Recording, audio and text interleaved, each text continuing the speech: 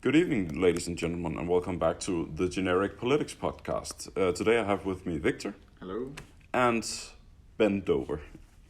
These two guys are having a post view on the Trump wall, or the Mexican U.S. border wall that Trump ran on for his election in, 2016. Victor, you're against this wall, right? Correct. Yes. So you basically think that this wall probably won't stop the drug trade between the U.S. And Mexico? No, it won't. At least I believe so.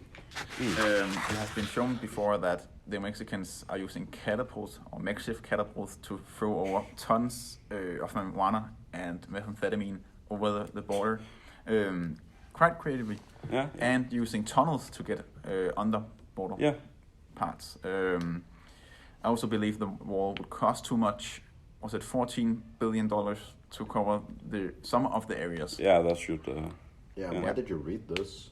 It seems kind of a large number, don't you think? Where did you find these numbers? I saw that in conversation.com. Oh. An article made by them. It's so pretty credible. Yeah. They have a lot of professionals looking into this. Yeah.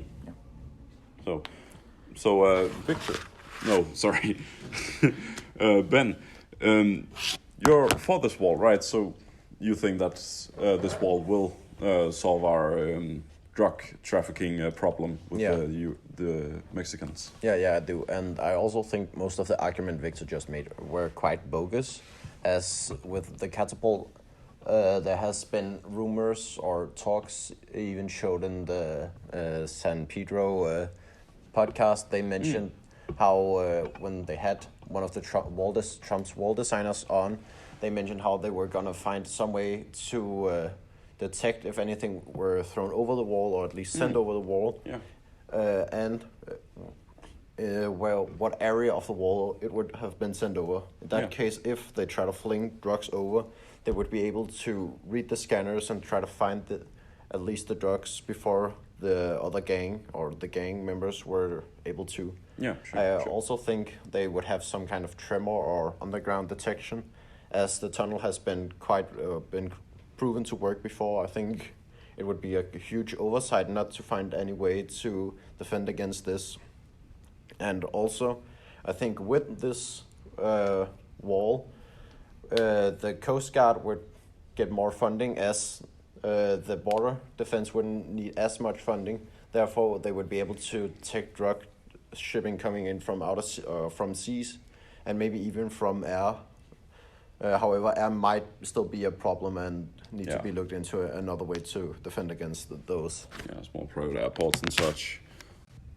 So, according to PRRI, most of the U.S. public are against upwards to 58%. Do you think that this is just because people actually understand what is going on and understand this topic, or do you think that it's just because our capitalist ideology that we just don't want to pay for this wall, that it's kind of just every man for himself, or not in that complete sense, but that if you don't want to take drugs, you just shouldn't, and other people shouldn't affect you, and if they do, then it's your own problem. No, I think it's a good argument that many people are against the wall, actually the majority. As the PRI study shows, the majority of people that are educated and have knowledge around this area are opposing the wall idea. Yeah. And I think they are enlightened in the fact that they can critique what Trump says and the advertisement he's made about this wall. Okay, so you think that these educated people should, kind of be front runners for how we should look about building this wall. So if the intelligent, air quoting here, is opposed to this wall, we should believe them and such. Yeah. Yeah. Even the experts. Yeah. So Ben, what do you have to say about this? Well, I think this could end out in sort of the same situation as the Brexit. As PR also showed around that time, they also mentioned how more educated people around that were for Brexit and started to show wavering. Here last they made another resurvey here in 2019 around August, and it showed they started wavering again. As more details came to light, they started doubting this and how it could bring economic prosper. And I think this could have been the same effect here, or could have the same effect here, where people may don't want to stand with the original statement of the wall being a bad idea. Well, I know you guys could talk on forever about this topic, but I think that's all we have time for today. So I'm going to thank both of you for coming on to the podcast. Yeah, no problem. Thank you. And then we're going to sign off, and I'll see you in the next one.